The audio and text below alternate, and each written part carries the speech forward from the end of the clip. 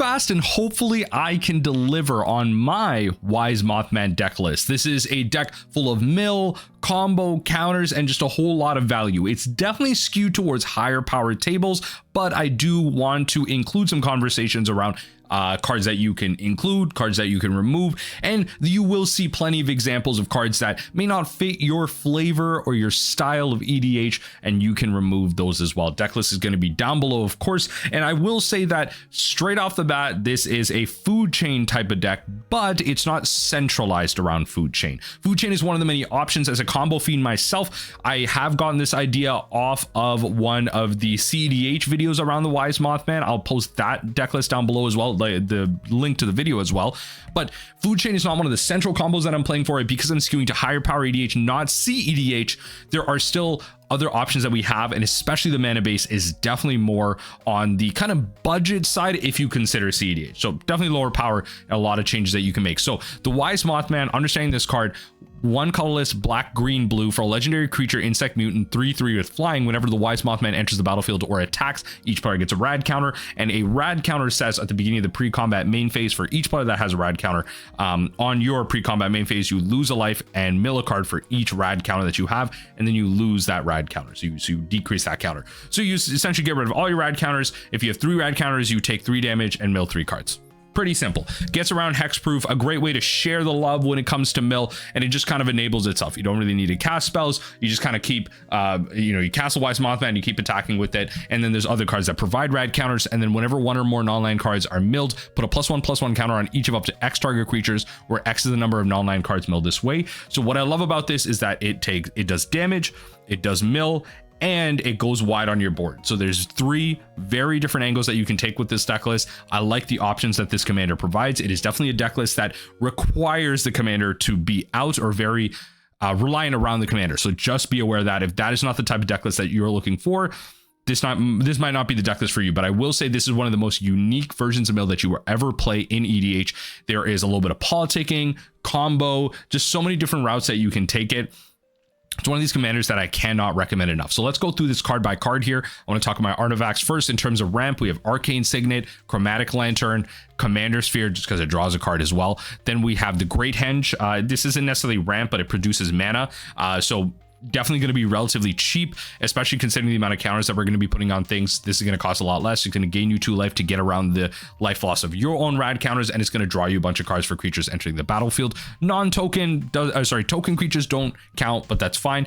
Talisman of Resilience, Dominance, and Curiosity I've included because they were stock in the deck list, and just, great options to have in terms of if you're still looking to ramp out and get out fast, it's fine, but there obviously are better options if you're going CEDH. So again, the conscious decision I made to play a little bit lower power, but definitely higher. And then Soul Ring, obviously, in there as well. Now, the Soul Ring and Felwar Stone. Now, the specific cards I want to talk about first: Conduit of Worlds, green 2. You may play land cards from your graveyard. There are a fair amount of fetches in here. If you're milling yourself, you also will mill out your lands. You want to get those. And specific lands that we may want to recast are cards like Ash Barrens, Field of Ruin, and Strip Mine, which we're playing outside of the fetch lands. We can talk about those in a sec. But you can choose target non-land permanent in a graveyard. If you haven't cast a spell this turn, you may cast that. So again, just kind of like a soft Muldrotha effect. If your hand's a little dead, you can only activate this as a sorcery. So you can activate that effect as a sorcery, not in response to anything. So we are playing a copy of Subtlety. It's not like you can just pass your turn, your opponent does something at end step, you activate the Conduit of Worlds, and then you have access to Subtlety. Like you can't do that. But if you have nothing to do on a turn, your hand's kind of slow, more so interaction, then you can play something proactive, then hold up the interaction after. This condition is that this has to, if you haven't cast any other spells this turn, so it has to be the first spell. If you're interaction heavy in hand, this actually works great with that. Then Mesmeric Orb being one of probably the best card in the deck right now. If you're building any type of Wise Mothman, this is probably one of the first cards you buy. I'm not gonna lie, like this deck does not work without Mesmeric Orb. It is one of the best cards because whenever a permanent becomes untapped, aka lands, or artifacts or anything that you're using for mana, just simple things, that permanent's control and mills a card. So imagine this going around the table with the Wise Mothman out there, untapping their lands, their mana rocks, their creatures that they've attacked with. They're milling individual cards. You're getting so much potential for individual triggers. You're untapping to like a 10-10 Mothman, 15-15 Mothman, especially later in the game. Mesmeric Orb goes crazy. Mind Crank, just a very solid combo piece with so many cards in this deck, but specifically the Wise Mothman doubles up on your mill triggers. The rad counters deal 1 damage to that player's controller. Whenever an opponent loses life, that player player puts that many cards on the top of their deck into their graveyard, pretty much you lose a life, you mill a card, then you lose one more card off the top of your deck because you lost a life. So doubling up on all your rad, on top of all the counters, you're going to be doing some combat damage, you're going to be swinging in, they're going to be milling cards off of that. Great. Soul Guide Lantern as a form of graveyard hate, if they are playing some type of shuffle effect or something that's like hating you out or whatever. What I like about Soul Guide Lantern is because this is a food chain deck, there are cards that you want to cast from exile. If you mill over one of those cards, food chain can, Soul Guide can enter immediately, ping that out, put that into exile, and you can immediately start going off from there and still hold up the option to pay 1 life and draw a card, or tap it and exile a graveyard. So you get to enter and kind of have that option immediately and still have other uses of the card, which is why I kind of prefer it over something like Soul Guide Lantern. But if you're going the route of like committing crimes, because one thing I will note about the Wise Mothman is you can put 1/1 counters on any creature. So it could be your opponent's creature. If you target your opponent's creature, that's committing a crime. So if you're using mechanics from Outlaws of the Thunder Junction, this is actually a great commander for that too. You may want to go Soul Guide Lantern if you're trying to commit crimes, Relic of Progenitus if you're going to commit crimes, but Soul Guide Lantern I like for my own purposes. Swiftboat Boots to give the commander hexproof and haste, so when it enters the battlefield you get a rad counter, whenever it attacks you get rad counters, so just immediately getting that effect.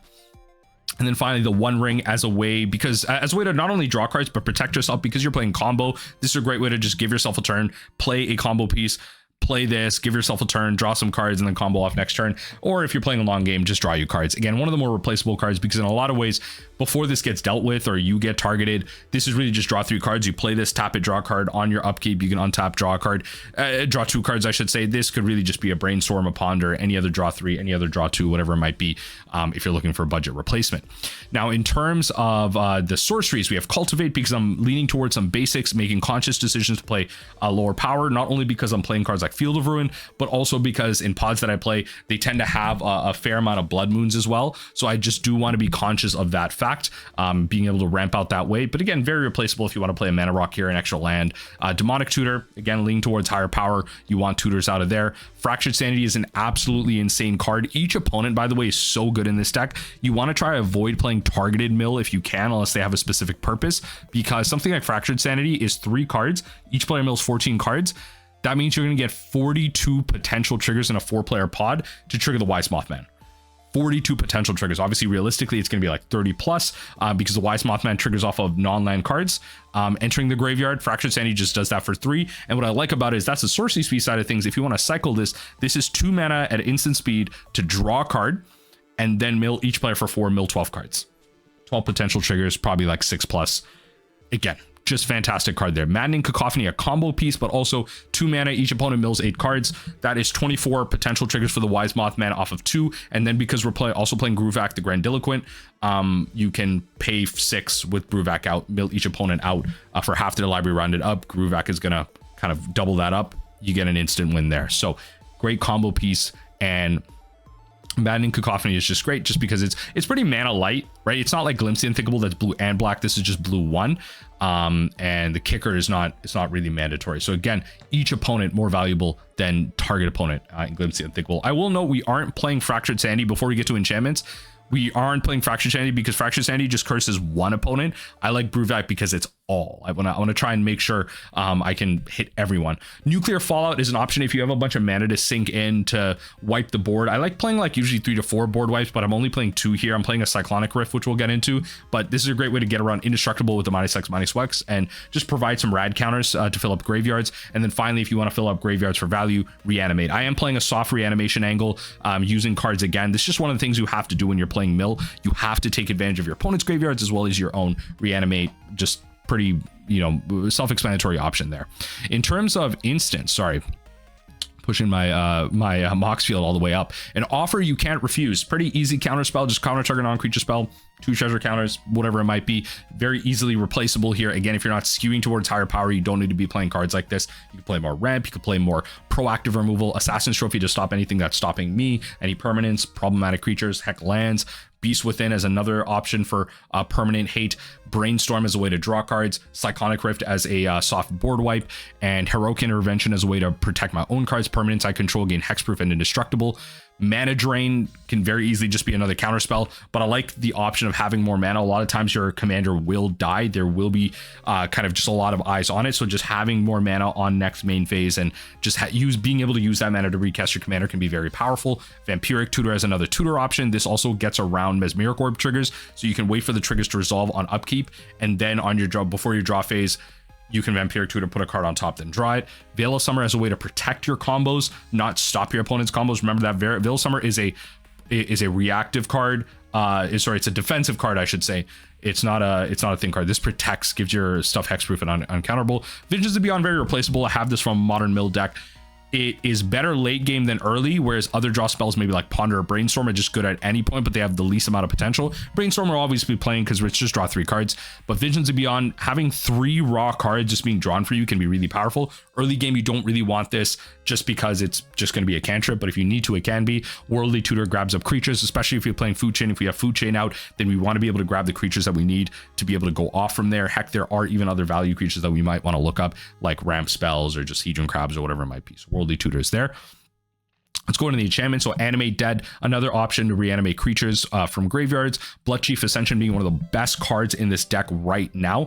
Black for enchantment that says at the beginning of each end step, if an opponent has lost 2 or more life this turn, you may put a quest counter on Bloodchief Ascension. Whenever a card is put into opponent's graveyard from anywhere, if Bloodchief Ascension has 3 or more quest counters on it, you may have that player lose 2 life. If you do, gain 2 life. So a lot of times what happens, especially with rad counters, it can actually be really difficult for an average mill deck to enable something like this if you're not doing damage, but rad counters innately have damage in them, which is great. If you have 2 rad counters, they've lost 2 life this turn. If you're leaning towards a higher power table, there's shock lands, fetch lands, just things flying around that are generally losing life. So something like Bloodchief Ascension can usually be played, and it usually is enabled by kind of a full swing of the table. And then what happens is when you play Fractured Sanity, you have 42 triggers. You pay blue, each opponent mills 14 life, 14 cards. You then have 42 potential triggers to get off Bloodchief Ascension. It's absolutely insane. 42 times 2, you are gaining 80 plus life and then doing 80 plus damage across the table. I don't know what to tell you. It's absolutely insane. Imagine this out with a Bruvac. It's an instant win. And then Mystic Remora and Rhystic Study are pretty self-explanatory. If you wanted to go the more budget route or lack of accessibility or whatever it might be for, like, especially something like Rhystic Study, feel free to just put draw spells in here. But the real combo piece, the primary combo piece, is Food Chain. And I really got this off of, again, I was mentioning in the intro, off of another EDH version of this deck list. I really like this option because sometimes the mill just doesn't work organically through spells. And the primary Food Chain combo here is that you're going to play Mist Hollow Griffin and Scourge, cards that you can cast out of exile, and create a bunch of mana, and you're going to cast your commander over and over again. And what I like about that is there's 2 ways you can win, and it gives your opponents options too. It doesn't instantly win the game, so that's what I like about it. It's fair in that sense. You cast your commander over and over again, you give your opponents infinite rad counters. Those rad counters, they still get a draw step, so they will draw, then go to their pre-combat main, all those rads will trigger. So if they have an option or something that can react to those rads, remove them or win, then they still have that option. So I like that that's fair. Also, you can then, when the rads resolve, if they have ways to shuffle out their deck, that's fine. Rad will deal infinite damage to them. If they have a way to deal with the damage, then they will just mill out. But then even if they mill out, their turn ends and they still have another opportunity, another round of the table for someone to do something, win the game from there or whatever. So that's what I like about the Food Chain combo with the Wise Mothman. You just cast it over and over again, give infinite rad counters. And sorry, just for clarification, for those of you not understanding it, you play the Wise Mothman, you sacrifice it to Food Chain. Food Chain exiles the card, right? Because it says remove creature you control from the game. So exile the card, add X mana, where X is 1 plus the converted mana cost of the creature. Only use this mana to cast creature spells. So it needs to be a creature combo. So you cast your commander, it exiles off the Food Chain sack, and then you bring it back to your command zone instead of exiling it. Because you have infinite mana, you can pay the 2 and you just do it over and over and over again. Okay, so just remember, that's how you abuse your commander rules, right? Food Chain is a great way to combo off. I really like the angle that it takes, and it's just one of the reasons why I want to build this deck in terms of options that you get. Finally, the creatures are, I will go into lands, I should say, but Bruvac the Grandiloquent, I mean, if an opponent would mill 1 or more cards, they mill twice that. Easy include. Again, Maddening Cacophony combo piece, great value engine along with synergizing with Rad. Douthly Voidwalker can be a little counter synergistic because it says if an opponent would put a something into the graveyard from anywhere, it exiles. But really what you're using this for as another reanimation target, because you can tap and sacrifice Stealthy to choose an exile card an opponent controls with a void counter on it. So whenever a creature hits a card hits the graveyard, it gets a void counter. And so you just want to use this as soon as possible. Get your value out of it. If you know your opponent's decks, maybe there's a specific card that you're looking for. You know, it's just gonna be a great option to get with there. Deep Muck Desperado is great because whenever you commit a crime, each opponent mills 3 cards. This ability only triggers once each turn, but that's perfectly fine because a Wise Mothman can put 1/1 counters on your opponent's creatures. That's targeting your opponent's creatures. That is a crime. It will then trigger 3 cards to be milled on each opponent. That's 9 cards milled, 9 potential triggers to re-trigger your Wise Mothman. And now imagine this with a Mesmeric Orb. You have a Wise Mothman out, you have a Mesmeric Orb out on untap, they mill a bunch of cards for the lands on tapping, then they mill a non-land card, you put 1/1 counter on and a creature an opponent controls, then that's committing a crime. Deep Muck Desperado triggers again, 9 cards. Right? You just do this over and over and over again. The one time a turn doesn't actually really matter if you synergize with this well. Destiny Spinner as a way for creature and enchantment spells you control to not be countered. So your commander, the food chain combo, food chain itself, that's really what it's here for as a 2/3. The rest of the ability doesn't really matter. Eternal Scourge as a card that you can cast from exile as part of the food chain combo. Glenelendra Archmage is really great value. You can pay 1 blue and sacrifice Glenelendra Archmage to counter target wrong creature spell. It has persist, so it enters the battlefield again with a -1/-1 counter, but because you're playing a commander that can put 1/1 counters on everything, you get rid of that -1/-1. You just have this continuous piece of countering target non-creature spells. A great value protection spell. Glowing One being a zombie is really important. Note that. But when it deals combat damage to a player, they get 4 rad counters, and whenever a player mills a non-land card, including yourself, you gain 1 life. So it's a great way to get rid of the damage you get off the rad, the talismans, whatever it might be. Gyre Sage is great synergy when it comes to 1/1 counters because you add green to your mana pool for each 1/1 counter on Gyre Sage. It has evolved, so when the commander enters, it's immediately going to get a 1/1 counter because it's bigger. Wise Mothman is a 3/3, and then after that, each rad counter, each non-land card that they mill over is going to put 1/1 counters on this. You're going to untap and just, you know, a bunch of cards are going to be you can ram for a bunch of mana. Hedron Crab is here because you can mill yourself to play. Excuse me, sorry folks, but Hedron Crab is here to not only mill your opponent, this is target, but what I like about this is that with your fetch lands that you can play out of your graveyard, you're going to be able to get this trigger multiple times. You can mill yourself if you want to look for something to reanimate on your end. Just a lot of great options. I like the fact that playing the reanimation angle, you are going to be able to bring cards into your own graveyard to, you know, selectively choose things to reanimate if you want to go that angle. Otherwise, you're milling your opponent. It also commits a crime for the Deep Muck, to be fair, because it targets an opponent. Herd Baloth is green, and 3. That says whenever one or more 1/1 counters are put onto Herd Baloth, you make a 4/4. So just getting value off of 1/1 counters being put onto it. Infesting Rad Roach as a recurable way to put rad counters on folks, and it just does a creature with flying. So it has flying, you put a bunch of 1/1 counters, it's going to bonk your opponent. Something like Mindcrank is going to go hard with this. And then whenever an opponent mills an online card, if it's in your graveyard, to return it to your hand. So again, recursion over and over again, leaving your graveyard. Kami of the Whispered One is kind of like a Hardened Scales. If you're going the 1/1 counters route, you probably want like Hardened Scales and Guardian Project and something like Kami of the Whispered Hope that says if 1 or more 1/1 counters would be put on a permanent you control, that many 1/1 counters are put on it +1. And so you then add X mana of any one color, which I like about this in terms of the Gyre. Gyre only provides you green, this can provide you black, this can provide you blue. And so with this, you add X mana where X is the power of Kami. So again, with the 1/1 counters growing it over and over and over again, you're going to be producing a crap ton of mana. Kodama of the Westry, I primarily am using as a Anthem. Modified creatures you control have trample. Modified creatures are ones with counters on them, whether they be +1 or trample counters or whatever it might be. They all gain trample, which is, can't gain double trample, but you know what I mean. And then whenever a modified creature you control deals combat damage to a player, that you search your library for a basic, put it on the battlefield tapped. I am actually playing more basics, as I mentioned, with the Cultivate. You can definitely budget out your mana base more and then use Kodama of the Westry as a great value engine to ramp out. Can you imagine just attacking with a bunch of modified creatures, ramping out every single turn with a bunch of mana, thinning out your deck, drawing more spells, and just having access to all your mana? I mean, Mistfollow Griffin is going to be another part of the food chain combo. Because we're not Grixis, we don't get access to Squee, so it's just Scourge and Mist Hollow.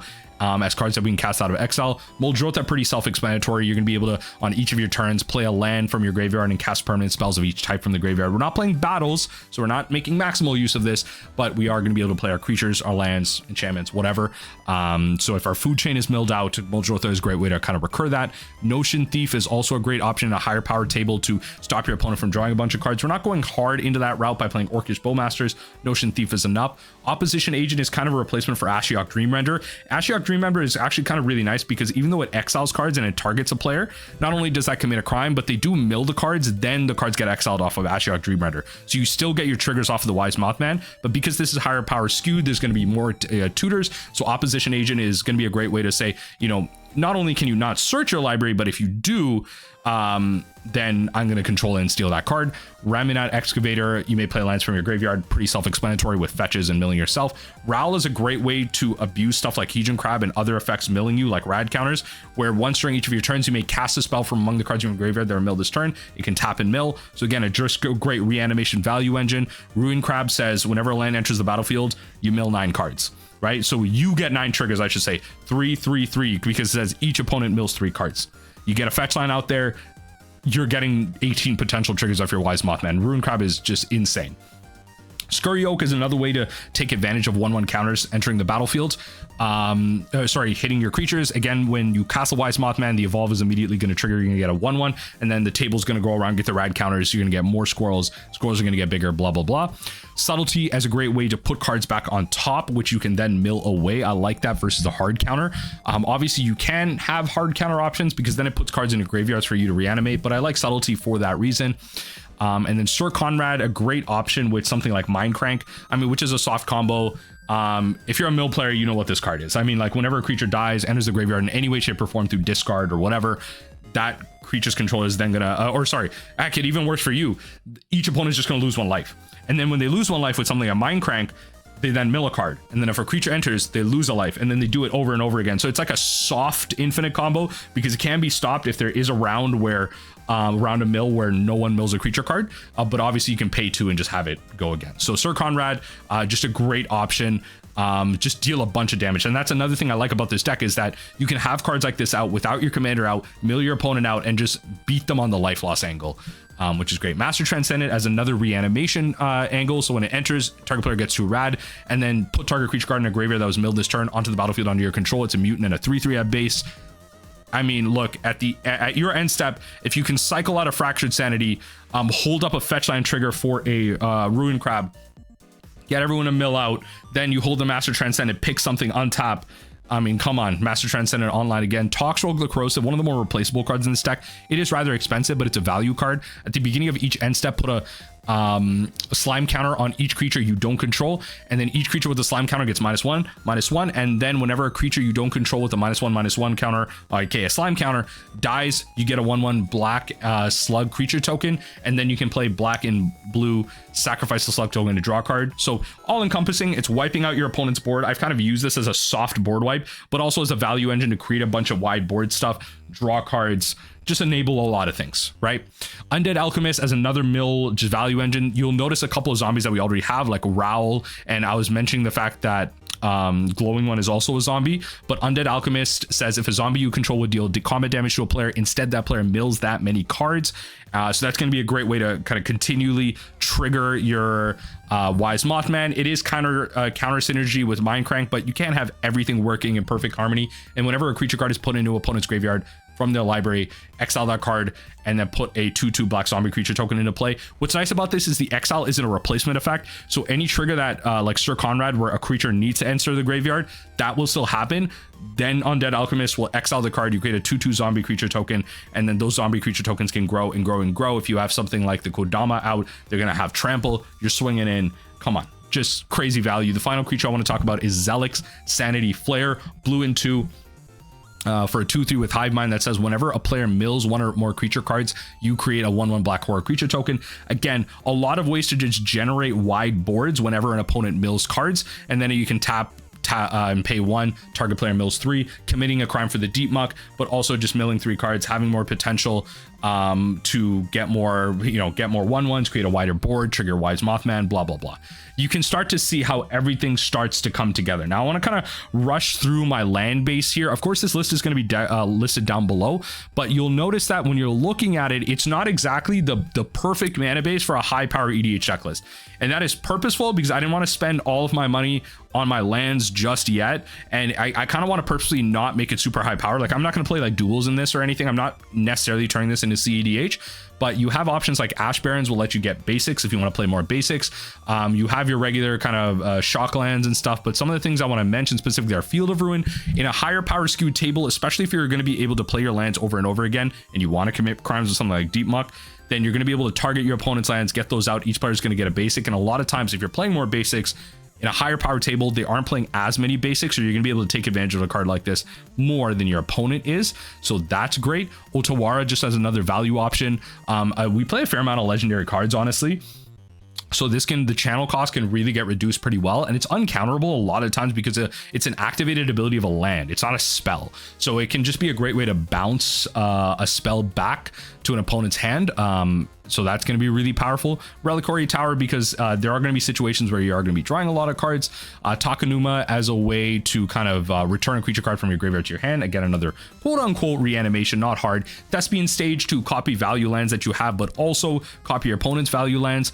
And then the last card is, well, Yavimaya, Cradle of Growth here is also going to be here. But the card that I want to talk about finally is Strip Mine. So again, because you're going to run into these situations where you may not be drawing lands, Strip Mine is a great way to like use, then play again with something like when you play your lands from your graveyard type of things, like the where is it? Where is the card? Whereas like Raminab Excavator. But Strip Mine is a great way to just deal with your opponent's like problematic lands. The whole deck isn't centered around Strip Mine, but it gives you options, right? You feel like you have the options and you're never really down on the ability to deal with any single threat, which is what I like about how I built this deck. So let me know what you think about the deck list down below. That is my whole Wise Mothman deck list. Let me know if you like the angle that it's taking in terms of higher power deck list. Let me know what your Wise Mothman deck list is. I'd love to hear your critiques, how you think I can improve this list, if it needs to be more succinct. And I'd love to hear your thoughts if you were to build and proxy this out and play some games. I'd love to hear your thoughts as to how it went for you.